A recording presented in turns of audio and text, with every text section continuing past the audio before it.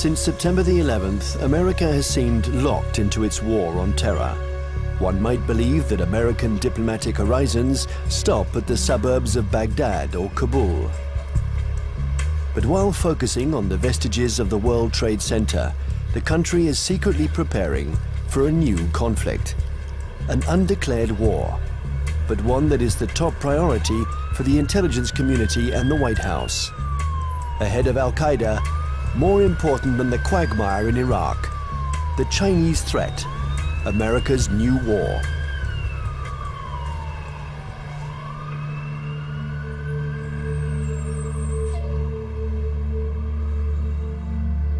They have a term they call comprehensive national power, which is economic, political, military, all together, cultural. And they say this is the essence of China. This is the time for China to rise. Our time has come. This is the Tang Dynasty again. We are a great power. We are a world power. They are playing the old Sun Tzu game, winning the fight without firing a bullet, or that isn't what Sun Tzu said, but win the battle without losing men. That's the best way of winning. And I think they're very conscious of this, but they're willing to fight.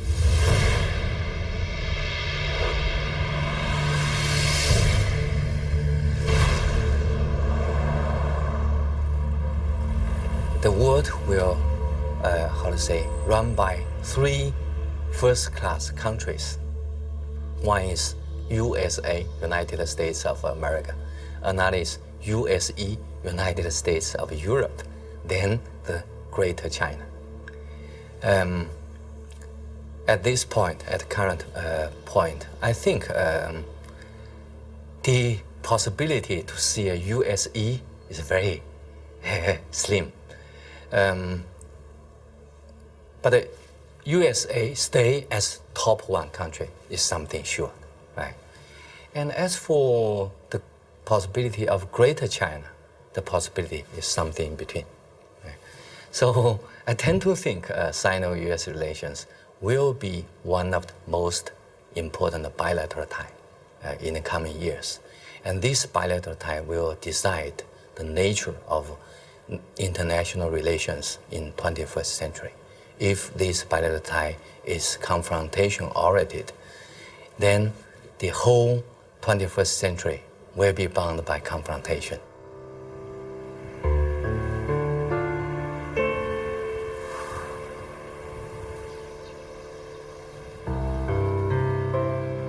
Kinmen Island, the actual frontier between the two giants, and where the ultimate confrontation may take place. This little island belongs to Taiwan, but it is only 2 kilometers from the Chinese coast.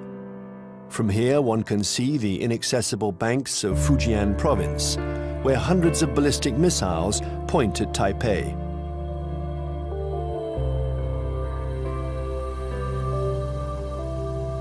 "24 hours a day, for 60 years, Taiwan has been watching Communist China.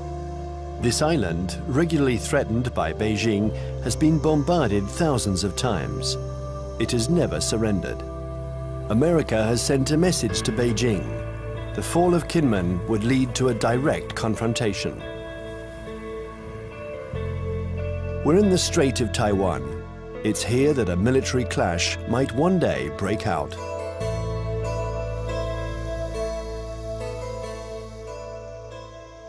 Taiwan is one of those emotional hot-button issues, the way Jerusalem is to Palestinians and Israelis, the way Kosovo was to the Albanians and Serbs. And for most mainland Chinese, Taiwan is rightfully a Chinese province. This was territory that they believe was stolen from China by Japan in the 1895 war, and that the United States prevented reunification during the early stages of the Cold War because of our opposition to communism.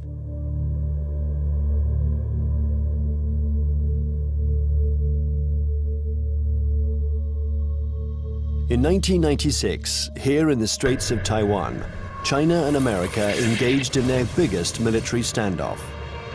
The ongoing elections in Taiwan annoyed the regime in Beijing. So the Chinese army decided to launch huge military maneuvers to test the Americans' reaction.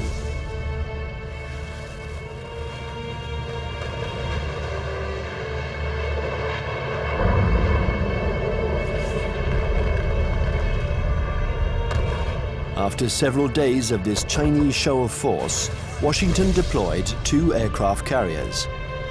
It was the first time the two countries came face to face.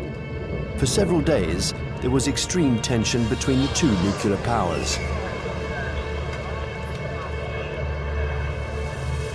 When the Chinese fired short-range ballistic nuclear-capable missiles off the north and south coast of Taiwan and carried out a major, what we call a live-fire exercise.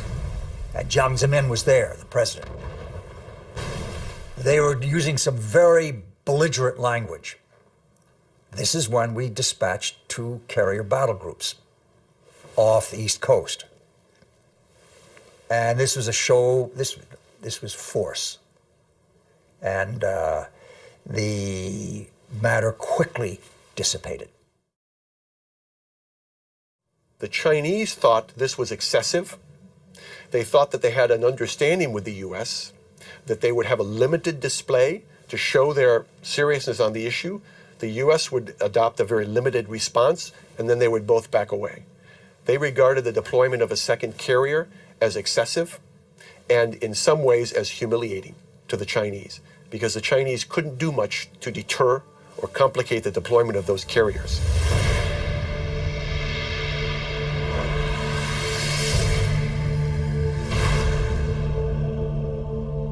我知道美国真正的 I know this story well, and I can tell you that the truth is very different from the American propaganda. I was there in 1996. The Americans had promised to send an aircraft carrier to Taiwan for Election Day to protect Taiwan. But actually, the only American ship near Taiwan was the electronic spy ship Bunker Hill. And it was more than 200 nautical miles away. And the first American aircraft carrier was 600 nautical miles from Taiwan. So the truth is that the Americans announced that they were coming, but they kept their distance. They wanted at all costs to avoid any incident, and they didn't dare approach our army.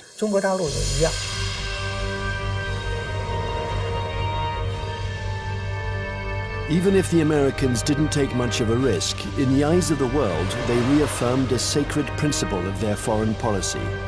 They support Taiwan. And they will continue to do so, regardless of China's growing power.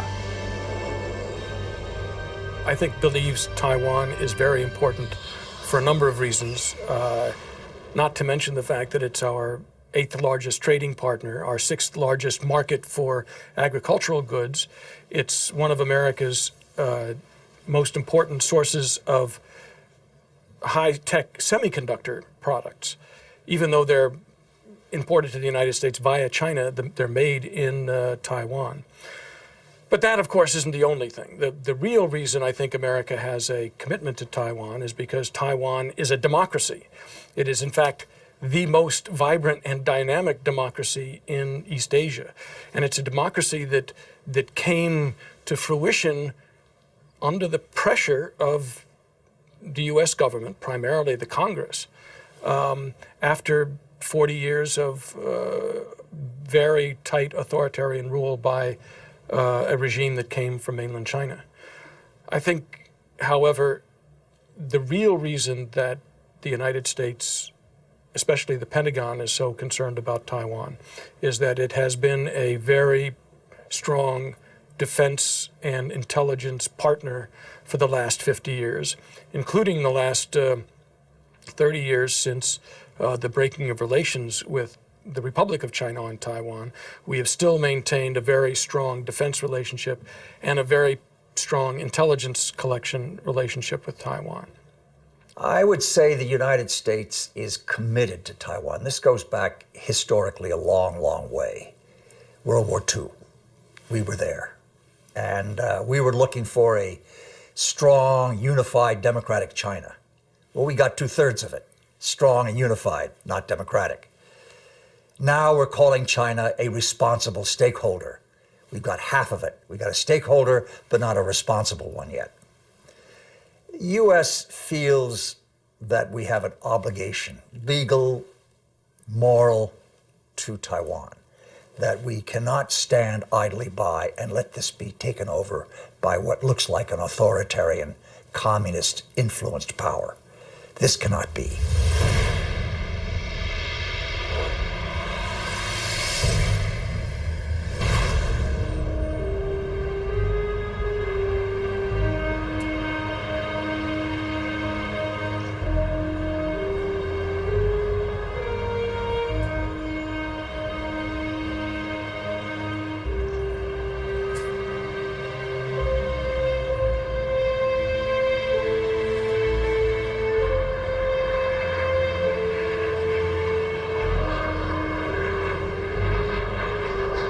Taiwan, an island of 23 million inhabitants, 250 kilometers from the Chinese coast, is today the most explosive strategic issue between China and the United States. Taipei, the capital, flaunts its economic success. It is one of the biggest centers in the world for the electronics industry. A modern city, free, young, and always noisy. In 1895, Taiwan was invaded by Japan. 50 years later, after the Japanese defeat, peace treaties returned the territory to China, a China which was then in the midst of a civil war between Mao's communists and Chiang Kai-shek's nationalists. When the battle turned in Mao's favor, General Chiang Kai-shek, aided by the Americans, took refuge in Taiwan with his soldiers.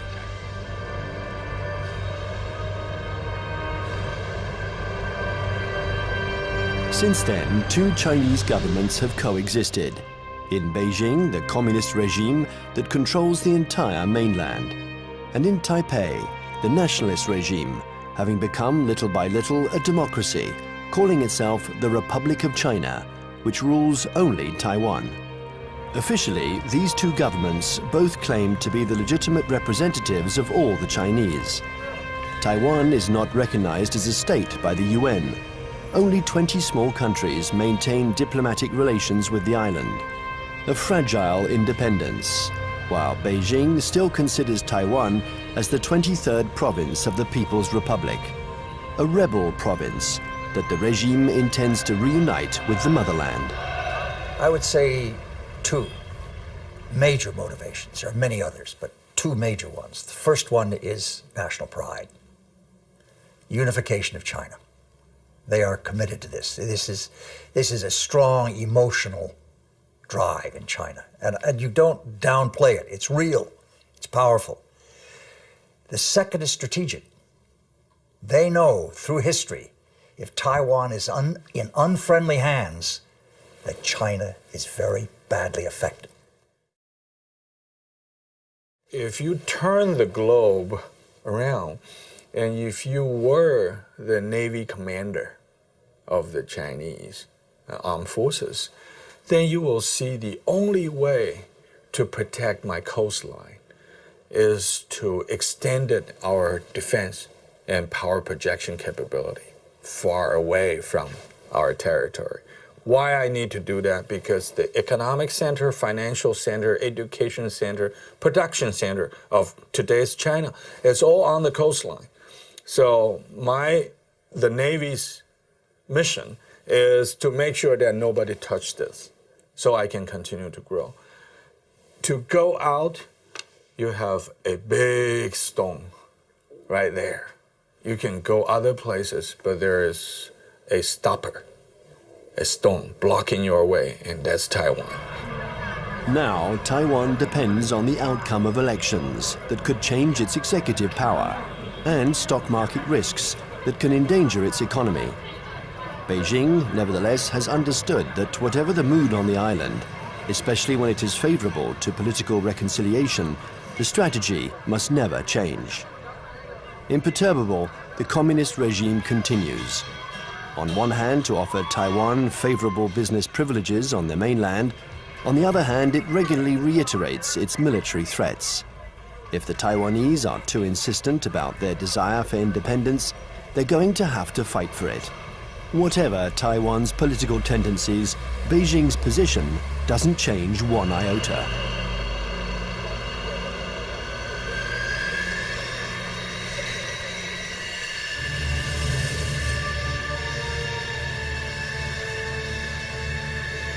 A freeway in the middle of the island of Taiwan. In a few minutes, it has been transformed into a landing strip. The population watches this military exercise. They're used to it.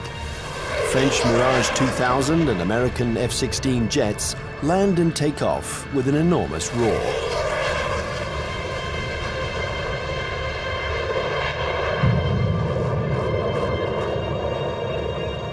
Faced with the uncertainty of American support, Taiwan organizes its own defense. Everyone knows that the airports will be the first target. Strategists on both sides of the strait affirm that the war will first begin with an air battle.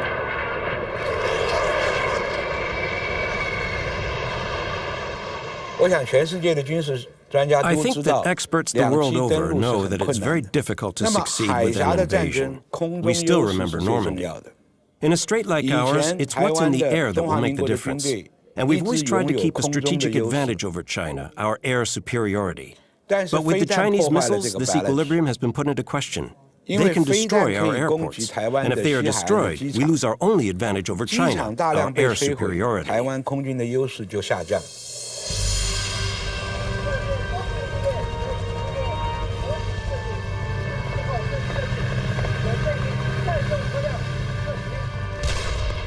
Taiwan's military power is concentrated in its air force, but also in special ground forces. They are training to face the Chinese People's Liberation Army. In the event of a conflict, they expect elite Chinese troops to parachute onto the island to attack strategic targets. Every Taiwanese people here knows that when the war comes, Taiwan is going to take the first bullet. We are going to take the first bullet, and probably we're going to take the bullets continue for about 2 weeks until a month, until that the United States coming. And there's no way that U.S. will come here to fight a difficult fight. If they really want to get involved, it's better for them that to wait when the Taiwanese people, we are wearing down the Chinese elite troops and give them the huge number of the sacrifice. And then the U.S. can come in and clean out the battlefield and win an easy fight. Everybody in Taiwan knows that.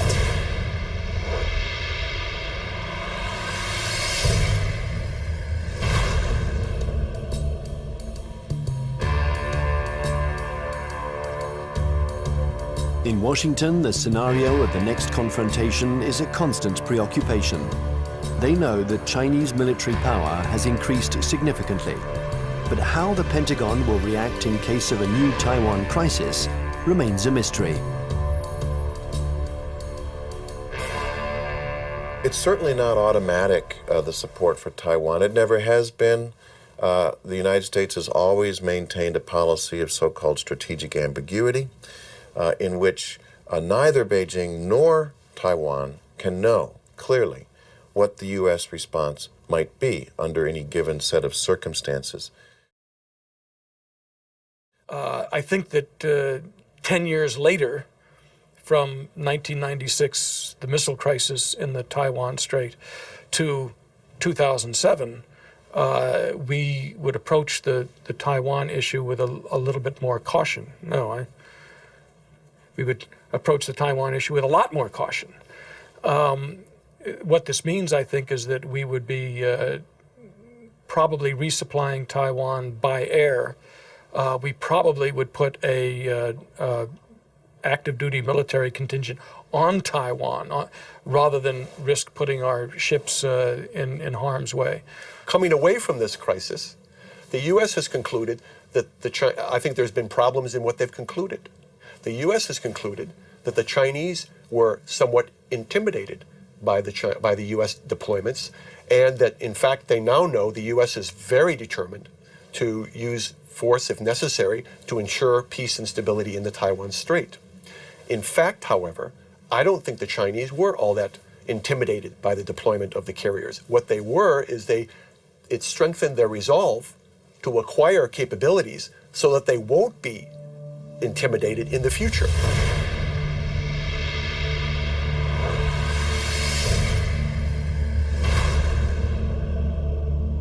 Since the 1996 confrontation between China and the United States around the Taiwan issue, I think China's military modernization speed up.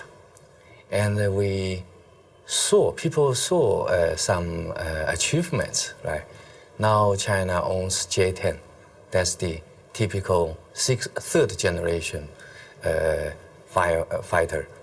And that made China is the third country that can independently produce the third generation firefighter. I think that's a strong signal to the US side, what achievement on military modernization on PLA side. If China's own terminal objective is trying to so-called unify Taiwan by using force to take over, I think their military capability is good enough. But I don't see that, because they're increasing their military budget over the last decade, almost every year, 2 digits.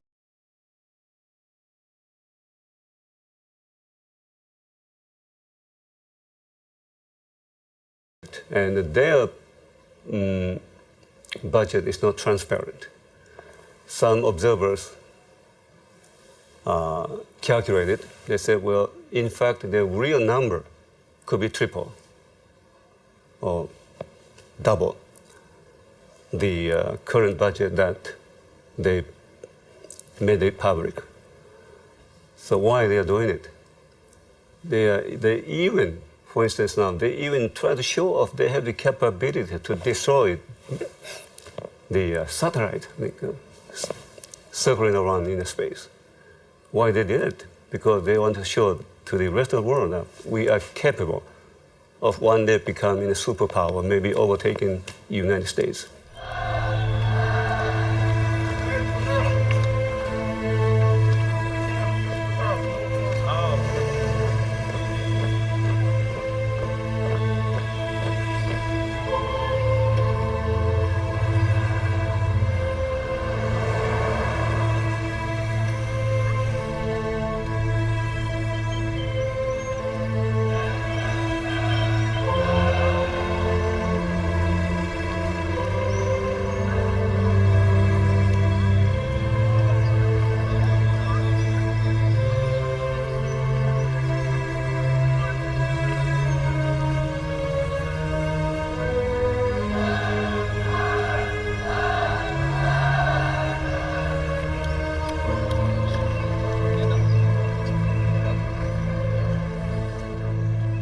Frankly speaking, the status quo balance of power is still strongly in favor of the United States. But the situation of balance of power is under change. And I think time is on China's side.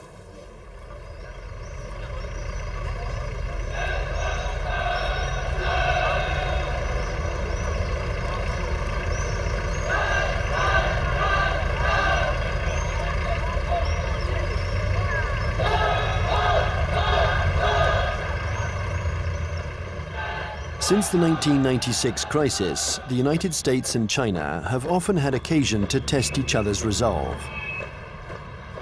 Small conflicts, sometimes public, sometimes secret, that can be understood today as a pattern of confrontations between the two powers. On May 7th, 1999, in the midst of the Kosovo War, NATO bombed the Chinese embassy in Belgrade. 3 Chinese people were killed. NATO claimed it was a military error. CIA had apparently furnished the wrong maps. In answer to this provocation, the Chinese organized mass demonstrations in front of American embassies.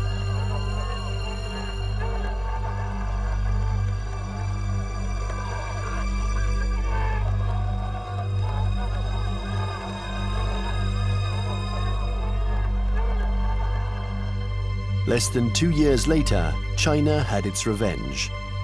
The 1st of April 2001, an EP-3 took off from its base in Japan.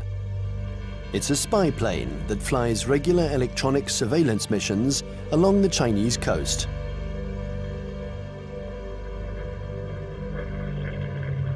After 6 hours of flight, while still in international airspace, the American airplane was intercepted by 3 Chinese jets.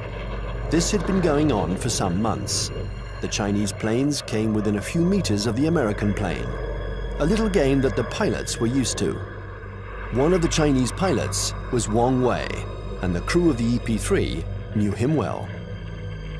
He had already shown through his past interceptions of U.S. aircraft that he was willing to take some very serious risks in coming very, very close to U.S. aircraft. They knew him well. Smart Alec, hot dog we call him. He's in the thing and screw you, and Sam, he comes up like this. Well, he comes a little bit too close. And the Chinese, again, the propaganda apparatus turns on, and they say, our plane deliberately turned, hit his plane, and it crashed. Your fault. And we said to China, that defies the laws of physics. The U.S. government had already expressed its concern over this to the Chinese government. I think in this instance, he miscalculated, and he allowed his aircraft to get too close, and it struck the U.S. aircraft, and it damaged his aircraft in a way that forced him to crash.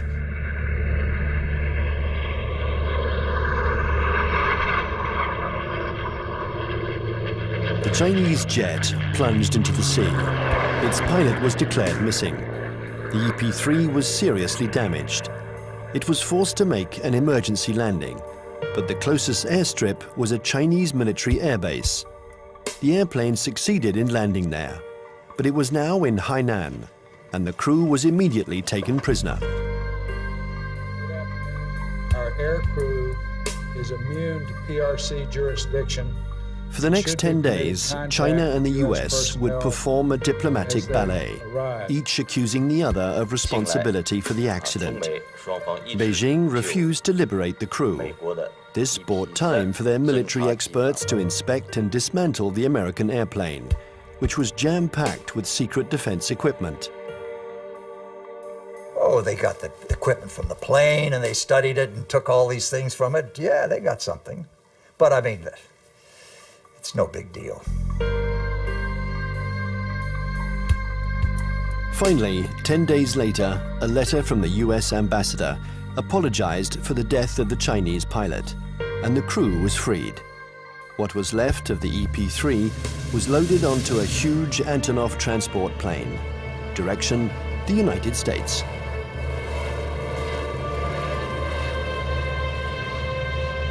The People's Liberation Army did the same thing after each small battle. They analyzed all American techniques and strategies. It was almost an obsession with Beijing. Chinese military development was entirely oriented towards a confrontation with the US. In 1996, China understood that aircraft carriers were the main threat, so they tried to develop arms to counter them.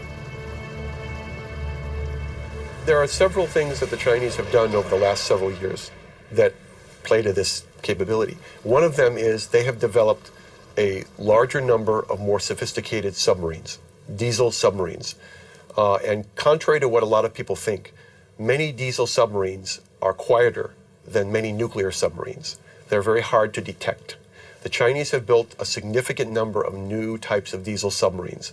They've also developed a significant number of new varieties of surface warships. Both of these sets of capabilities have application to the Taiwan situation. And the Chinese have deployed the submarines in some instances to areas well beyond Taiwan.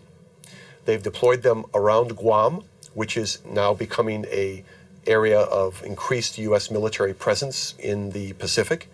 They've shown by doing this that they have the capability to deploy submarines into far deep water areas. And obviously, this becomes a potential concern to any carrier battle group commander who wants to bring a carrier up close to Taiwan. We saw last October 26th, our carrier battle group, the Kitty Hawk, was in the waters in the vicinity of Okinawa. And all of a sudden, there emerged right in the middle of the carrier battle group, a very modern Chinese submarine that nobody had seen, nobody had heard. It came up within a few miles of the Kitty Hawk itself. And we know that this submarine is equipped with very advanced torpedoes, and that if it wanted to, it could have sunk our carrier. The Chinese know we are dependent on two things militarily in Asia. Number one, satellites. Number two, aircraft carriers. They have demonstrated to us they can take out each one. Will they ever do that? I doubt it. This is what you might call psychological warfare.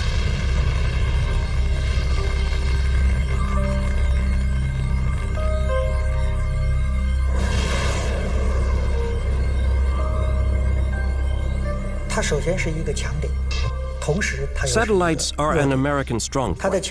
But if you look closely, they can also be a weak point. The U.S. relies on satellites to control their entire communications network, and that's a weakness. Today, and we were able to verify this during the last conflicts, the American military depends too much on its electronics and satellites. This dependence reminds me of the Greek legend.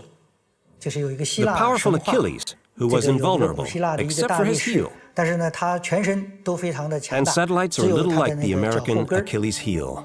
The 11th of September 2006, the People's Liberation Army launched a missile that destroyed one of its own satellites. The explosion in space was obviously immediately detected by the Pentagon. There was consternation in Washington. Nobody had anticipated this Chinese initiative. The Chinese have had an anti-satellite program for some time now, and it's designed primarily to, again, to deter the United States or to complicate U.S. decisions in the event of a crisis. So yes, I think the recent shot by the missile to fire against their own satellite and shoot down their own satellite was designed to convey a signal to the United States about the fact that the Chinese are not simply going to sit back, in their view, and allow the U.S. to have predominant influence. They are going to try to influence the situation, in this case, in sort of an asymmetrical way, by threatening what is regarded as one of the critical areas of U.S. surveillance. The Chinese army has also developed another system to blind American satellites. These are giant lasers that don't destroy them, but blind them enough to make them useless. This isn't science fiction, but a technology that is already in use. And then there exists a still more terrible weapon, a weapon that the Americans and the French have already mastered. Its development was a priority for the Chinese army. The Chinese have followed very closely the American dependence on the electromagnetic spectrum, the use of communications and networking among satellites and ships and command systems to fight a war. They saw what happened in the first Gulf War, they saw what happened in Kosovo, they watched Afghanistan, they watched the second Gulf War, and they realized that we are more and more dependent on the electromagnetic spectrum and moving communications back and forth. And an electromagnetic pulse, which is produced by detonating a nuclear weapon, usually fries transistors and stops that kind of communication. An electromagnetic impulse weapon uses a nuclear explosion to generate an electromagnetic wave. When this wave hits boats or planes, it instantaneously destroys all electronic equipment. No one dies, provided they are far enough away from the nuclear explosion. But the American battleships, totally dependent on electronics, would immediately be disabled. The Pentagon report described a nuclear detonated or nuclear generate EMP. I asked people in Pentagon, why don't you say they have conventionally generated EMP? They say, we don't want them to know whether we know them. The conventionally generated EMP is less problematic and it is more useful or more usable, because when you have this EMP, there would be no nuclear fallouts. There would be less international protests. They already have it.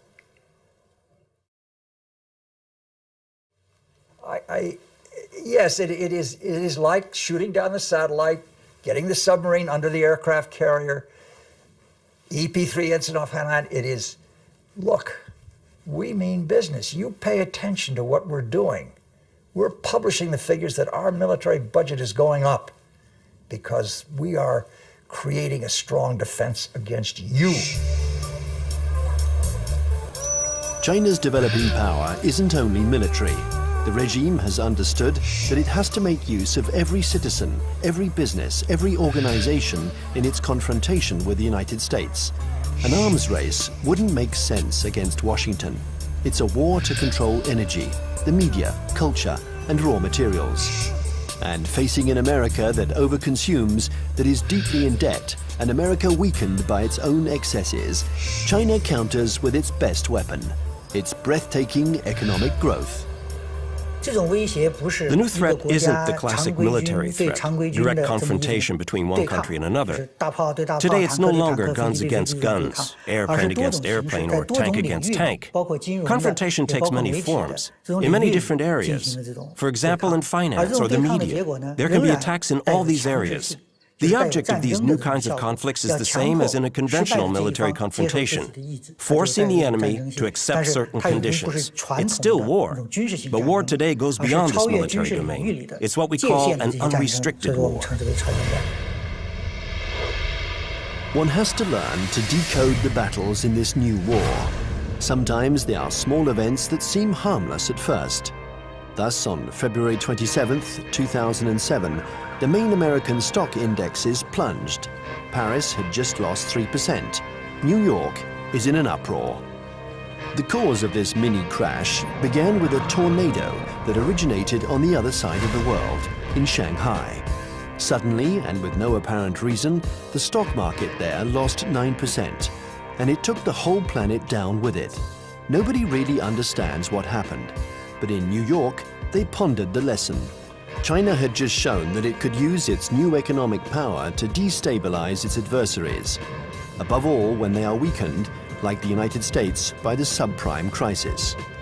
Beijing uses economy in several ways. First, by influence. Well, in Southeast Asia, worldwide. They invest money when the leaders visit that capital. Then they sign some agreements. The second is what you said. They would only hint at something they might do.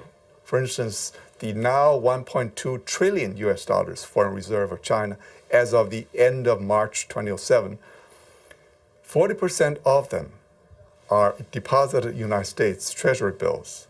So if Beijing decides to transfer that to euros, it will be very painful to the United States. But Beijing doesn't need to say. It only hints here and there. And Washington feels a big headache. Thus, China and America multiply their battlefields. There is the piracy of Hollywood DVDs, the recall of Chinese toys by American builders, the reception of the Dalai Lama in Washington, the buying up of oil companies by Beijing, hundreds of conflicts. China and America think that they have to dominate in order to survive. The US consumed over 35% of the whole, global consumption, right? 8 times as their population percentage. So they enjoy this position as the only superpower. Then they can get extra resources. So there is a bipartisan support stance for US foreign policy. They will remain as the only world leader in the world.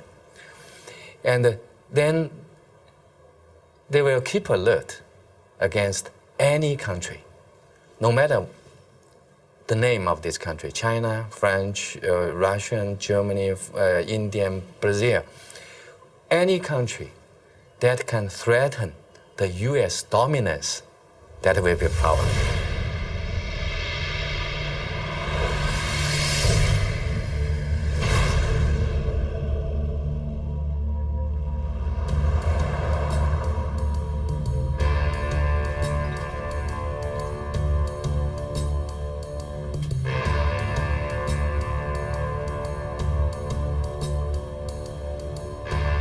In Washington, China has become the major preoccupation of every administration. China is a competitor in the realms of economics, media, and technology.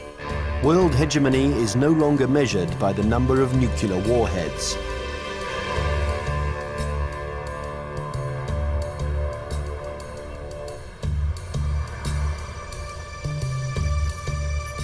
Congress has even created a permanent investigation commission, unique in its kind, whose mission is to study the economic and security challenges posed by China. Russia never got that kind of attention during the times of the Cold War.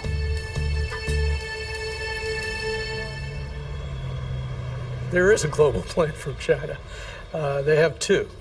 One was started in March 1986, called the 863 program, and one in March 1997 called the 973 program. The first, the 863 program, called the Torch Plan, was a global plan designed to gather and bring to China dual-use technologies that could be used to improve China's technological base and economy and industry while improving its military capacity. And it's an organized thing, you know. Each industry every year from the central government gets goals and targets and objectives and gets told to send people out and go do that.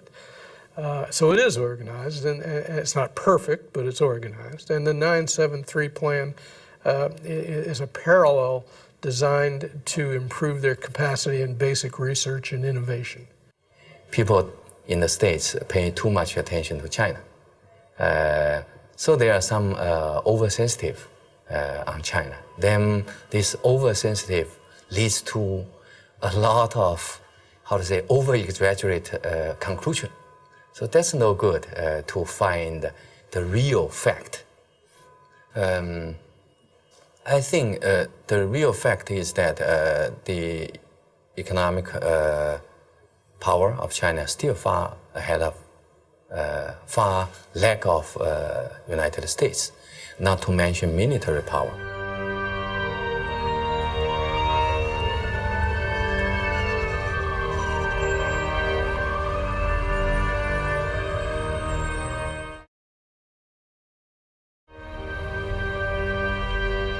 If the French Foreign Intelligence Collection Service goes to a student and says, while you're at Tufts University, we want you to go over to some laboratory and gather this, the student can say, I'm busy. It's going to interfere with my dissertation. If the Chinese intelligence service goes to a student and says, we want you to, you want a visa? You want a passport? When you go to the United States or to France, you will write a dissertation on this, you will work on this project, and you will report back to us, or you'll never get a job in China, or your family will lose its house. Now, they have the capacity to do that. The United States cannot maintain itself as a superpower if we allow our industrial production to be offshored, to be outsourced.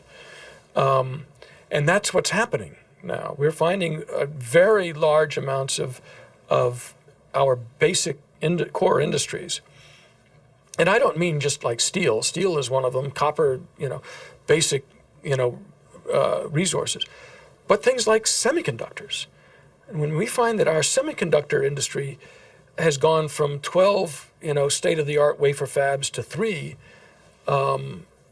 because more and more are being built in Taiwan and Japan and, well, not in Japan, in South Korea.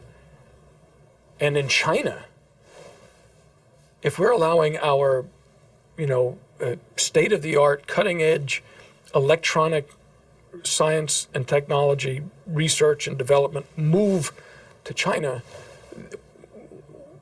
we can't survive as a superpower.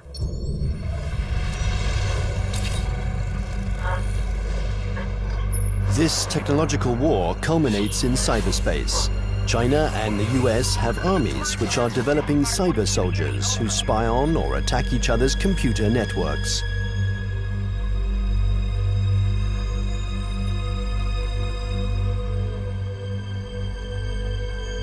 In March 2006, the US State Department decided to buy 16,000 computers from Lenovo, the Chinese company that had just bought out IBM.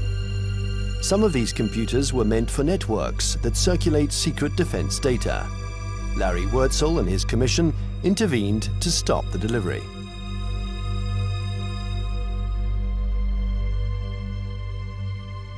Having been an intelligence officer for a lot of years, 25 years in military intelligence, and having also for a part of that time worked on counterintelligence and signals intelligence, communications intelligence, that I knew it was technically possible to alter or embed either software or even hardware into a computer that would allow someone access to a whole network.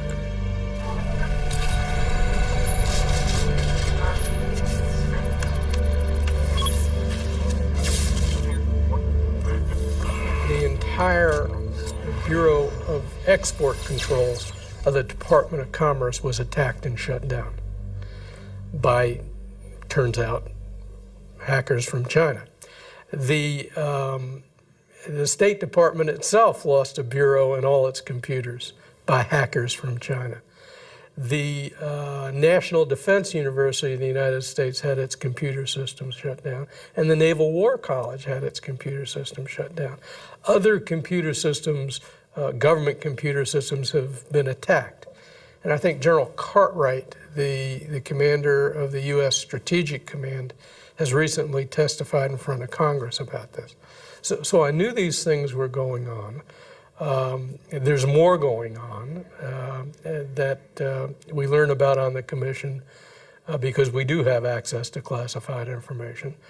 I can only say that in many cases, the United States knows these attacks are coming from China and knows that they're coming even from specific organizations in China. But I can't go into the details on who. The war on the internet is as old as the internet itself. And one can't say that this was a Chinese invention. In America, the CIA and NASA employ 25,000 people to work on the internet. They have the largest internet surveillance and listening centers. So it's true, war exists on the internet. The war has begun without a single missile being fired, without the world noticing. The war has begun in all of these new technologies. Many civil technologies also have military applications. This is especially true of the entire electronics industry and the internet. They're new battlefields in an unrestricted war. The media, finance, business, all these are included. It's a war because there is real antagonism, and both parties try to take advantage of their adversary. It's a new form of war, the unrestricted war.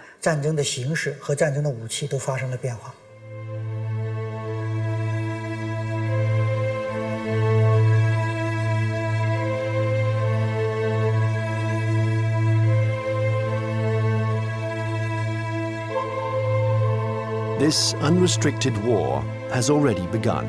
Almost everywhere in the world, there is a fight for oil, for water, for resources that are dwindling in the eyes of the West because of China's development. America uses its military might to assure its power and guarantee its vital supplies. China employs an asymmetrical strategy. It looks for its adversaries' weak points. Nevertheless, this war is apparent everywhere in the world. In North Korea, Myanmar, Iran, or Darfur, in all the hotspots, China and America are opposing each other in the wings.